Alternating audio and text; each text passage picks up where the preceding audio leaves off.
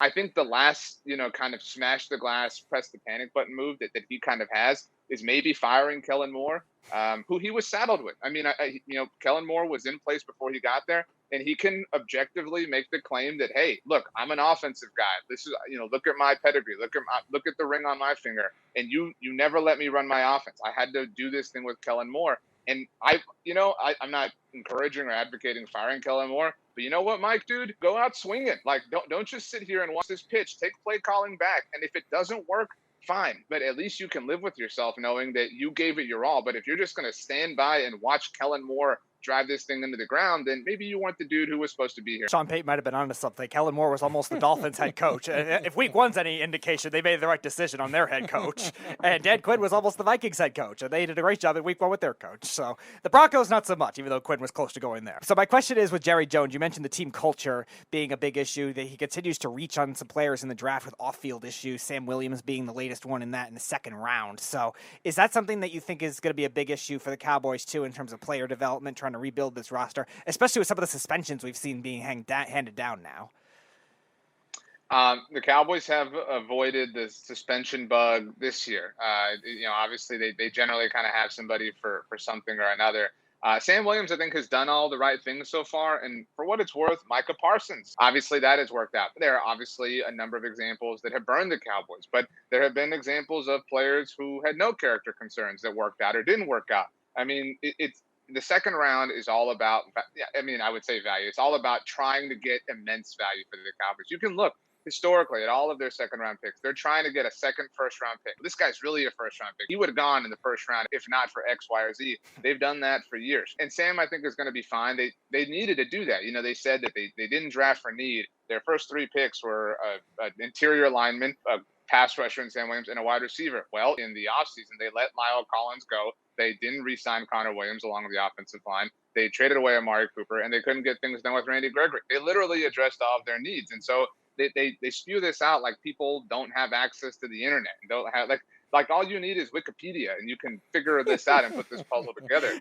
But they really think that they're smarter than everybody else in that sense. And, you mentioned Sam Williams, but their other day two pick, Jalen Tolbert, all off season long, we're not worried about Amari Watkins. We're really excited about Jalen Tolbert. We really think he's going to be amazing. And I personally do as well. But he was a healthy scratch last week. And I don't think that spells doom for his career. But the Cowboys came out and said, well, we threw too much at him right away. Well, yeah, of course you did. You traded away Amari Cooper for nothing. I mean, you put this dude in a difficult situation. And so, again, that kind of goes back to, well, now Jalen sucks because Jalen couldn't handle everything we threw at him. You know what Jalen wouldn't have to do if Amari Cooper were on this team? Everything.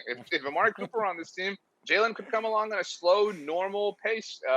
And so it's really, Jerry Jones had the quote last week about 1-1 making three. They haven't made 2 out of 1-1 in I don't even know how long. You were speaking about the wide receiving woes that the Cowboys have, and there's a lot of woes there. I mean, CeeDee Lamb, he was getting double teamed last week.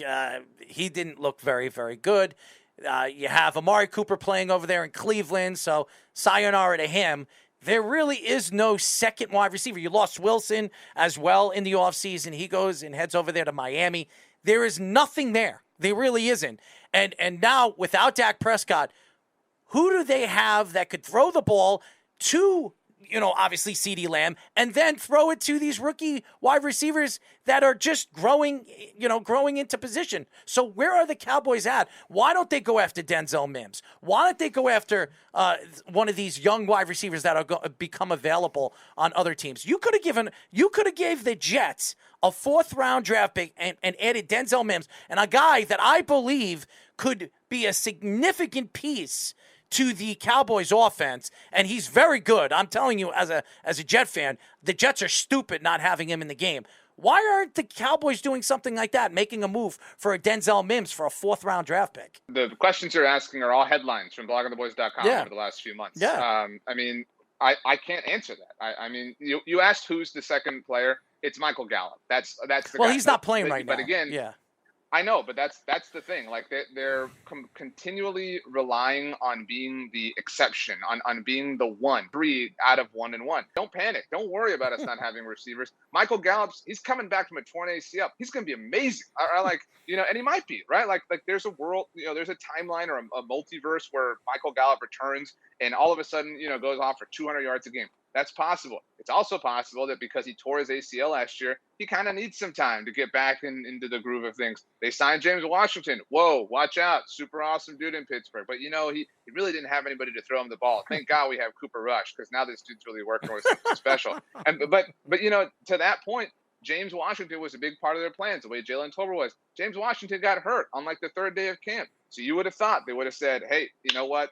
This was a dumb plan and the plan fell apart. Let's go get a new plan. They didn't. James Washington was the faulty plan. You know what they did do after that? They signed Kevontae Turpin. Don't worry, guys. We're going to get him offensive touches. Again, not a single one against the Buccaneers. They are relying. I mean, it sounds like I'm joking or trying to be funny. No. It's just the total, complete truth. They're relying on Dak Prescott saving them and CeeDee Lamb overcoming triple coverage because he's awesome. He's CeeDee Lamb. He's amazing. And he might be. Like, he might be Calvin Johnson going off every single week. But the problem with them is they don't safeguard or plan for, what if plan A goes wrong? What if plan B goes wrong? What if plans A through Y go wrong? They don't believe in that. They're a one-stop shop. Only the best possible things will happen. And if they don't, well, hey, how is it really our fault? Plus, I mean, we were the highest rated game of the week, so we're doing fine. The lights are staying on. CeeDee Lamb could be Calvin Johnson. All he has to do is gain 30 pounds of muscle and then just get that sticky stuff in Little Giants on that black sticky stuff, and then maybe he'll be Calvin Johnson. There's still hope. He doesn't have a chance. And I love CeeDee Lamb. That's exactly my point. And I love CeeDee Lamb. So my question is about the defense. They actually played very well against the Buccaneers. The Buccaneers, granted, had some injuries offensively. Chris Godwin left the game after it seemed like he was going to be healthy after the bad injury he had last year, but still, they actually played well, hung tough for a while. So what impressed you the most about that defense? Their ability to kind of hang with Tom Brady. And I'm anxious to see what Tom looks like this week and what the Bucs offense looks like. I mean, if they go off against New Orleans, I'll feel better about that. It was nice to see Micah Parsons. I mean, we've talked so much about regression to the mean coming for him. Nice to see him get 2 sacks and kind of prove to be what will hopefully be an exception there. But cool, you got one of the 100 exceptions that you were banking on happening this year. So that was impressive, but that formula just isn't sustainable with this weak offense. You can't be the 2006 Chicago Bears and just score on defense every single week and have your quarterback stay out of the way. It's not going to happen. RJ, one of the fans have a very interesting question for you. How much do you drink watching the Cowboys fall on their face each year? I'm a big fan of hydration, so I'm all about the H2O. I'm a professional, so I've got a job to do during the games. So that's just kind of how I roll. But I mean, I'd like to kick back and relax when the Cowboys aren't on primetime tomorrow. Thursday Night Football will be a nice, night to have, who knows what. I'm open to any kind of recipes you have. It's the fall. Like, I want something that makes it feel warm inside my throat, especially when we get down to the World Series when the Astros are beating the Mets. Astros are beating the Mets. Oh, he's an Astro fan. All right, I'm a Mets fan, so I hope it gets the other way around. It was hard to tell. Hold on one second. So is that what you think the World Series is going to be? The Astros versus the Mets? I like your optimism. I thought that for a long time. I mean, so I've just kind of that's what's been planted in my brain. I also it would be more interesting for me. I mean, Astros Dodgers was cool, and I want to keep that precious memory. It'd be awesome to beat the Dodgers again and beat this Dodgers team. But let's mix it up, and it's always kind of cool when you get 2 teams with the same color scheme. So there'd be a lot of blue and orange happening. What are you trying to blind me? Cool. I hate both teams. Yeah, I mean, you would root for the Mets. I would know you. 100% root for the Mets. I mean, and I don't hate the Mets. I root for the Mets if the Yankees aren't in the playoffs. Out of all the teams that, the opposite teams in New York, out of all the sports, I would root for the Mets because they never win. And I want to see the Met fans actually have a chance and have something to cheer about. I mean, the Yankees have cheered for years. Every single decade, the Yankees win a championship, except the last, I guess you could say the last 11 years. Arrow's also still recovering from the NBA Finals when he had to root for the Celtics against the Warriors. Oh, please, man. I can't stand with professional sports, the way it's moving and some of the crazy stuff, not only in basketball, but now in football and baseball with the crap that we're hearing now with the new rule changes. I'm tired of it. Just play the damn game. I'm already looking for week 2 because after watching week number 1 and all the upsets and me playing in my suicide pool and losing all three games, I'm just completely had it with the NFL season already. And watching the Jets just completely lay up a. I didn't think the Jets were going to win. I absolutely didn't. But the way they played throughout the game, it made me sick to my stomach. I'd rather watch the Cowboys play than watch the Jets. Okay. Well, I'd put the misery we're experiencing up there. So I'd caution you to, be jealous of this life. But no, I mean, look, in a weird way, if the Cowboys were going to be this disastrous, do this in week 1. Allow me to emotionally disconnect. You know what I mean? And, hey, I'll come in and enjoy the games and whatnot, have a good time. But you've recalibrated our expectations. We can let go of the foolish, hey, maybe they win the Super Bowl. It's possible. No, now I'm free. You know what I mean? I can enjoy the Vikings. I can enjoy the World Series when it gets here. I cannot worry about all this extra stuff going on. I am like Dobby the Elf, and the Cowboys gave me a piece of clothing. Well, now you can watch all the Netflix series that you've missed, Stranger Things, The Imperfects. So, I mean, there's some interesting series now. So, when you're sick of watching the Cowboys play, you pop on a series and enjoy that. I mean, you and your wife. So, and you sit down with what's your son's name? His name is Roel. Roel, okay. You and little Roel, you have him in your arms and just enjoy Stranger Things or something. Have you watched Stranger Things? I haven't finished season 3. That admittedly fell at the wayside. So, at this point I'm a little too far out, but there's other stuff. We got lots of options, like you said. There you go. If there's an Astros Mets World Series later on, we'll bring you back on the show if you predict that. I really hope that. I like your optimism. I'm a Mets fan, but I have some worries about them. I do not want to see the Astros in the World Series again. I don't want to get sick, but that's just me. So my question is about Ezekiel Elliott. There was a rumor about a month ago that it seemed like no matter how he performed this year, they were going to either let him go at the end of the season or maybe trade him at the trade deadline. So what are your thoughts on that and that corresponding moves? I can't see a world where they trade Zeke. Stephen Jones did make a comment after the draft about making a lot of money. So they're clearly very aware that they can get out of the contract. I think that they have finally recognized that it was not the most wise move as far as team building strategy is concerned. Tony Pollard's a free agent in the offseason. So I think they move on entirely. And I think, if they are looking for a new head coach, I think we're seeing a complete, outside of Dak Prescott, CeeDee Lamb, Micah, the kind of obvious young dudes and the quarterback, we're seeing a complete and total reset. And there's a huge argument to be made that they kind of need that.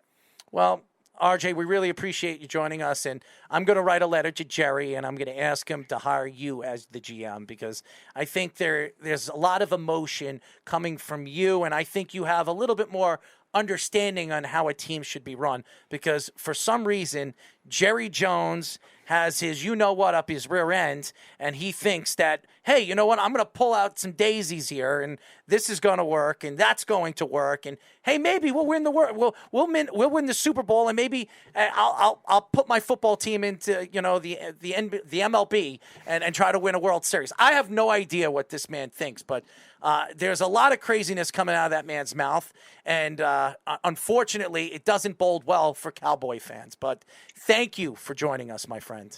I appreciate it. I'll be GM of the Cowboys and in my spare time, GM of the Astros because, look, Dusty, play Trey Mancini. Put him at first. We all love Yuli. We're all grateful, but, we're after hits. Let Christian Vasquez catch. We don't need, Maldi's cool and nice. I'm glad he's friends with the team. Dusty's older than dirt, okay? We're after. But he's still younger than Jerry.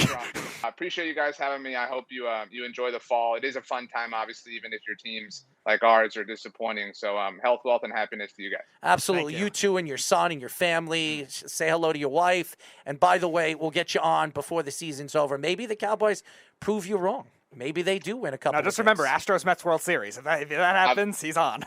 I would love that. Yeah, I'll be here. I mean, look, we're all pretty confident the Astros are winning the American League. I'm sorry. Who's confident? Hold on one second. Who's confident? I'm not confident. I'm a Yankee fan. Hold on one second. I Hold hope you on. enjoy the season of Aaron Judge that will be squandered, but that's okay. You know what I mean? We'll all have our things. Well, Look, you'll let's. have that. And I guess we'll have this Twitter attacking war when the playoffs start, and if somehow the Yankees knock off your Houston Astros, maybe we'll fly over there to Dallas, and you'll take us out for food and some of that Dallas barbecue. How's that sound? I'm down with that. I really think like we need a Astros Yankees ALCS. Yes. Let's just do it. Like, Yes. you know what I mean? Like, I'm gonna be so disappointed if like the Blue Jays ruin this or something. It's not going to happen. So I mean, but all right. So y'all have a great week. And, Well, roll Tide. Well, So, roll yeah. Tide.